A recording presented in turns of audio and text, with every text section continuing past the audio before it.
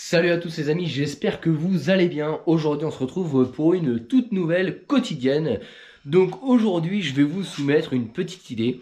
Parce que j'ai vu des commentaires qui sont vrais. C'est vrai, c'est des vrais commentaires. Ils ont été écrits. Non, je rigole. Non, alors en fait j'ai vu des commentaires et vous avez été quelques-uns à me mettre. Et c'est vrai que je partage un petit peu le même sentiment.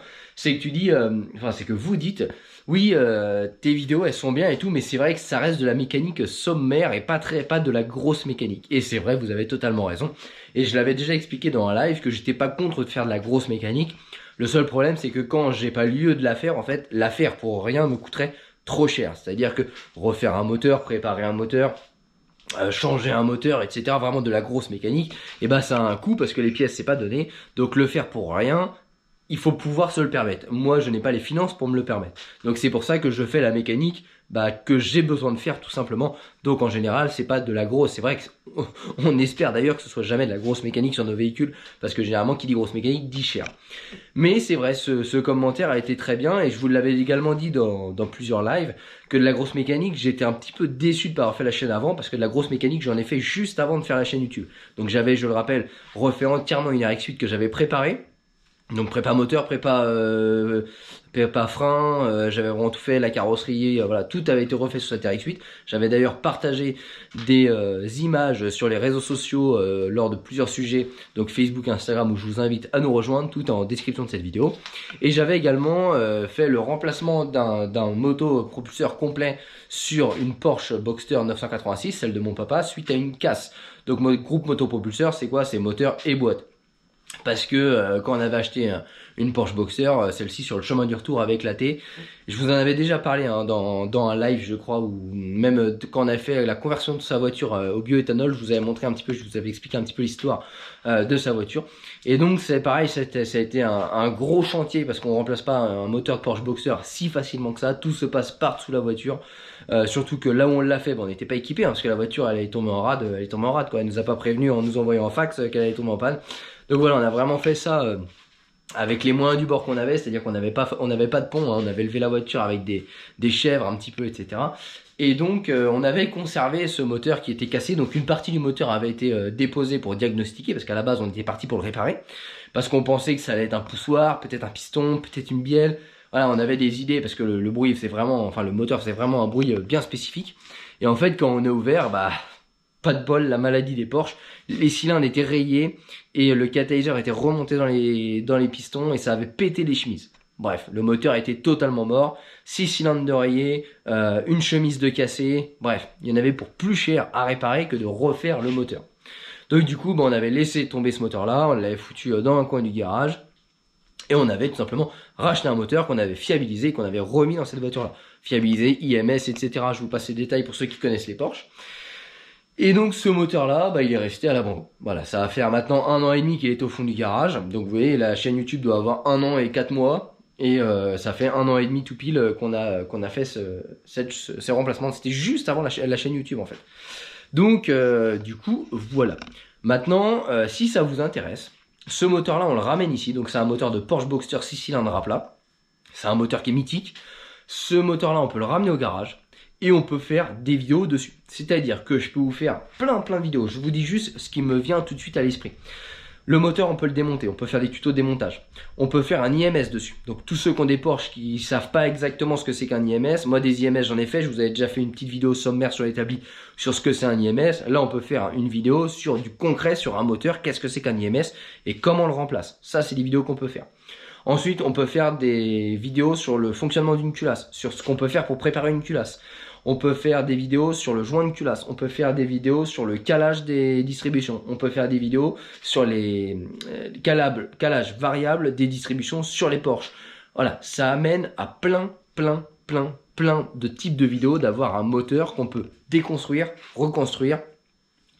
Et pourquoi pas, s'il y a des sociétés qui nous regardent, qui sont prêts à jouer le jeu, et contre un petit coup de publicité pour leur site ou pour leur marque, je ne sais pas, voilà, j'émets des idées. S'ils peuvent nous fournir des pièces qui sont cassées sur ce moteur-là, ce qui pourrait être un projet sympathique sur la chaîne YouTube, c'est de reconstruire à neuf ce moteur-là. Bien évidemment, il faut 2 bancs de cylindres, ça vaut presque 700-800 € pièce. J'ai pas la capacité financière de mettre ça dans quelque chose qui va pas me servir. Donc ça va être clairement refaire un moteur pour la chaîne YouTube qui va être voilà, exposé. Ça peut être un projet comme un autre. Donc s'il y a des sociétés qui sont prêtes à fournir les pièces en échange de la publicité pour eux, c'est avec plaisir et ça pourrait par exemple contribuer à un projet qu'on pourrait réaliser tous ensemble en plusieurs épisodes sur la chaîne YouTube et avec chaque épisode un thème sur ce moteur là où on répare et où on explique comment ça fonctionne. Donc voilà, c'est des idées que je vous soumets, tout ça, mais ça, sachez que j'ai un moteur de Porsche qui traîne, qui ne sert à rien, qui est cassé parce qu'il a subi une casse. Et si ça vous intéresse, eh ben vous me le dites en commentaire de cette vidéo-là, on le ramène à l'atelier, je vous fais une petite vidéo sur pourquoi il a cassé, les problèmes systématiques, enfin systématiques très courants qu'on retrouve sur les Porsche et particulièrement sur les Porsche à cylindre à plat, donc 911, Boxster, Cayman.